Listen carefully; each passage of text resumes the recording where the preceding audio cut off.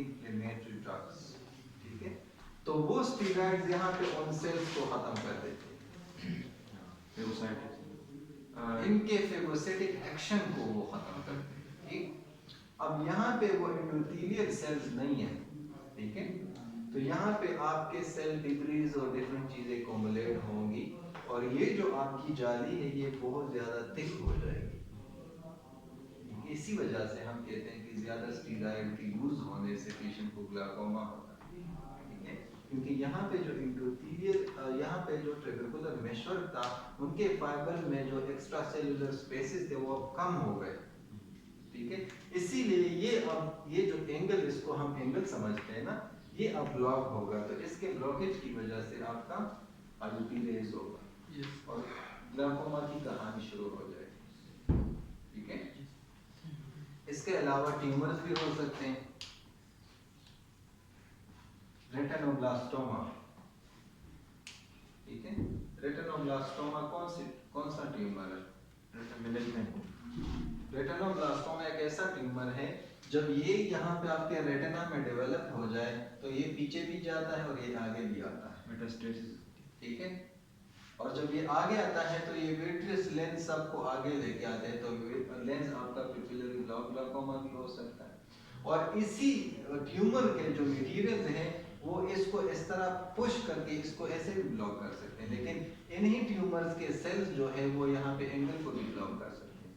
क्योंकि रेटिनोब्लास्टोमा का पेशेंट अगर आपने देखा हो ना तो यहाँ पे इतना निकला है, जी सर, एक टिकटॉक पे भी देखा है वो, ठीक है, निकला हुआ है, बिल्कुल इतना निकला हुआ होता है, ठीक है। तो ट्यूमर्स की वजह से भी आपका ग्लाकोमा हो सकता है। अब जेनेटिकली तो नहीं होता ना जी, जेनेटिकली तो नहीं होता ना। रेटिनोब्लास्टोमा की जब हम टॉपिक पढ़ेंगे ना तो retinoblastoma is the most common tumour within 3 years after life and it is the most common tumour which has good prognosis within the 2 or 3 years of life। 99% patient जो है वो बच जाते हैं अगर उसकी अर्ली डायग्नोज हो गई, लेकिन वो डेथ से बच सकते हैं, ब्लाइंड से नहीं, ब्लाइंडनेस से नहीं, ठीक है। ब्लाइंडनेस जो है अगर ये इस ट्यूमर ने आपके रेटिना को इन्वेड किया तो बस पेशेंट गया, ठीक है। और पेशेंट में जब white reflex of the people में ये एक डायग्नोस्टिक पॉइंट है, ठीक है। कैटरेक्ट की तरह कैटरेक्ट है, रेटिनोब्लास्टोमा है, हाइपरप्लास्टिक प्राइमरी विट्रियस है और एक दूसरा है उसकी वजह से भी आपका पीपल वाइट नजर आता है, ठीक है। तो ट्यूमर की वजह से भी आपका ग्लाकोमा हो सकता है, ठीक है। अच्छा, अब इसके ये सारे जो काजेज है ना, इसके अकॉर्डिंग टू द काज इसकी उसी तरह ट्रीटमेंट भी है, लेकिन आपने साथ में ग्लाकोमा की ट्रीटमेंट भी देनी है, ठीक है। क्योंकि यहाँ पे इसने प्रेशर तो राइज किया है, प्रेशर तो इसने राइज किया है, तो आप इस पेशेंट को फर्स्ट ड्रग ऑफ चॉइस जो है वो आप इस पेशेंट को बीटा ब्लॉकर देंगे, साथ में आप इस पेशेंट को कार्बनिक एनहाइड्रेज इनहिबिटर्स देंगे लाइक एसेटोजोलमाइड, डायमॉक्स के नाम से, जो बहुत से नामों से रिलेटेड है, लोकल कंपनी में फुरकान के नाम से भी मिल जाएगी आपको।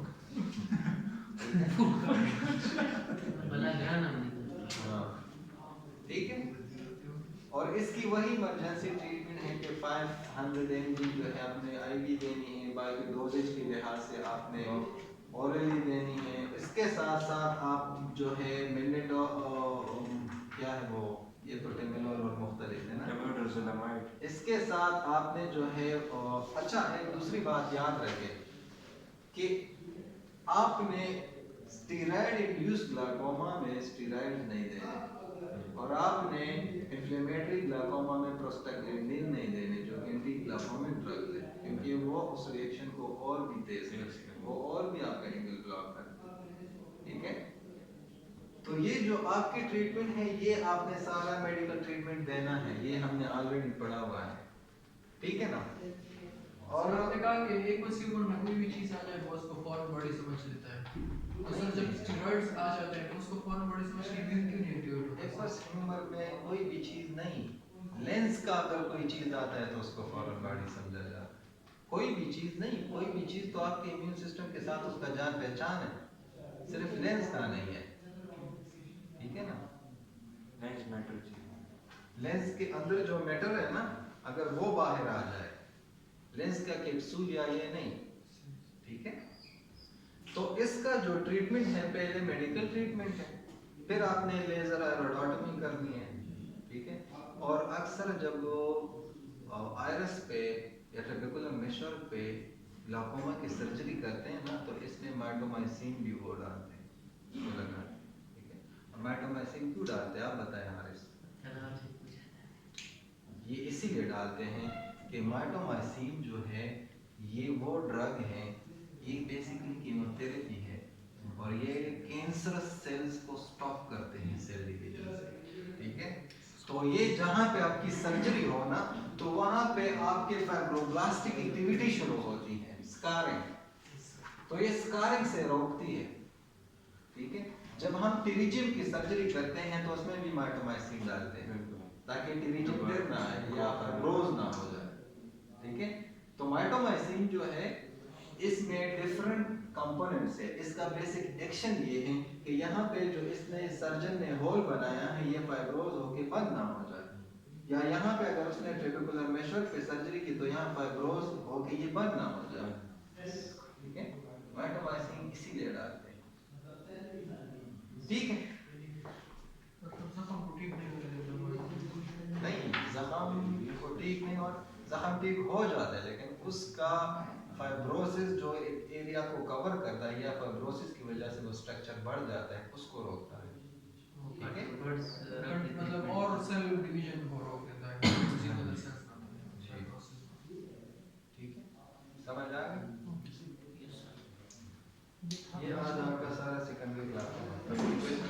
लेंस इंड्यूस्ड ग्लाकोमा का अगर आप लेंस इंड्यूस्ड ग्लाकोमा में